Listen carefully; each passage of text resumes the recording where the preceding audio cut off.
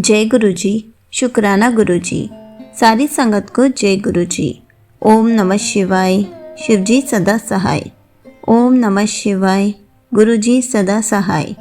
शिव पुराण श्री रुद्र संहिता पंचम खंड का 14वां अध्याय, जलंधर की उत्पत्ति। व्यास जी बोले, सनत कुमार जी, जब भगवान शिव ने अपने क्रोध की ज्वाला समुद्र में प्रवाहित कर दी तब क्या हुआ?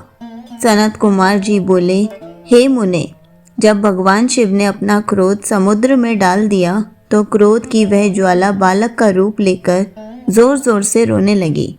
उस बालक के रोने की आवाज़ से सारा संसार भयभीत हो गया। पूरा संसार उसकी आवाज़ से व्याकुल था। तब सभी चिंतित होकर ब्रह्मा जी की शरण में गए। तब सब देवताओं ने सादर ब्रह्मा जी को प्रणाम किया और उनकी स्तुति करने लगे। तत्पश्चात बोले, हे ब्रह्मा जी, इस समय हम सभी पर बड़ा भारी संकट आन पड़ा है। प्रभु, आप तो सब कुछ जानते ही हैं। उस बालक ने जो समुद्र से उत्पन्न हुआ है, अपने भयंकर रुदन द्वारा पूरे संसार को आहत किया है। सभी भय से आतुर हैं। हे महायोगिन, आप उस बालक का सहार करके हमें भय मुक्त कराएं। देवताओं की इस प्रकार की प्रार्थना सुनकर ब्रह्मा जी अपने लोक से पृथ्वी लोक पर उतरकर उस समुद्र पर पहुँचे जहाँ वह बालक विद्यमान था। ब्रह्मा जी को अपने पास आता देखकर समुद्र ने भक्ति पूर्वक उन्हें प्रणाम किया और उस बालक को ब्रह्मा जी को सौंप दिया। तब ब्रह्मा जी ने आश्चर्यचकित होकर समुद्र देव से प्रश्न किया कि यह बालक किसका है। ब्रह्मा जी के इस प्रश्न का उत्तर देते हुए समुद्र देव बोले कि हे भगवान, यह बालक गंगा सागर की उत्पत्ति स्थल पर प्रकट हुआ है, परंतु मैं इस बालक के विषय में और कुछ नहीं जानता।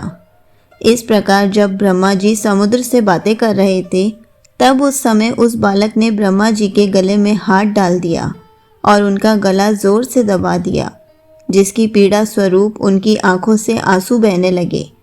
तब ब्रह्मा जी ने यत्नपूर्वक उस बालक की पकड़ से अपने को मुक्त कराया और समुद्र से बोले कि तुम्हारे इस जातक पुत्र ने मेरे नेत्रों से जल निकाला है, अतः यह बालक जलंधर नाम से प्रसिद्ध होगा। उत्पन्न होते ही युवा हो जाने के कारण यह बालक महापराक्रमी, महाधीर जवान, महायोद्धा और रण दुर्मद होगा। यह बालक युद्ध में सदैव विजयी होगा, यहाँ तक कि यह भगवान श्री हरि विष्णु को भी जीत लेगा। यह बालक दैत्यों का अधिपति होगा। कोई भी मनुष्य या देवता इसका चाह कर भी कुछ भी नहीं बिगाड़ पाएंगे।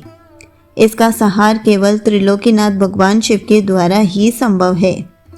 यह कहकर ब्रह्मा जी ने असुरों के गुरु शुक्राचार्य को बुलाया और उनके हाथों से उस बालक को दैत्यों का राजा स्वीकार करते हुए उसका राज्य अभिषेक कराया। तत्पश्चात ब्रह्मा जी स्वयं वहां से अंतर्धान हो गए। अपने जातक पुत्र के विषय में जानकर समुद्र देव बहुत प्रसन्न हुए और वे उसे अपने निवास स्थान पर ले गए। कुछ समय पश्चात उन्होंने जलंधर का विवाह कालनेमी नामक असुर की परम सुंदर पुत्री वृंदा से संपन्न करा दिया। जलंधर आनंद पूर्वक अपनी पत्नी के साथ निवास करने लगे और असुरों के राज्य को बड़ी चतुराई और कर्तव्य परायणता के साथ चलाने लगे।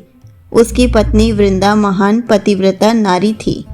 संगत जी, यहीं पर शिव पुराण श्री रुद्र संहिता पंचम खंड का 14वां अध्याय समाप्त होता है। जय गुरु जी। शुक्राना गुरु जी।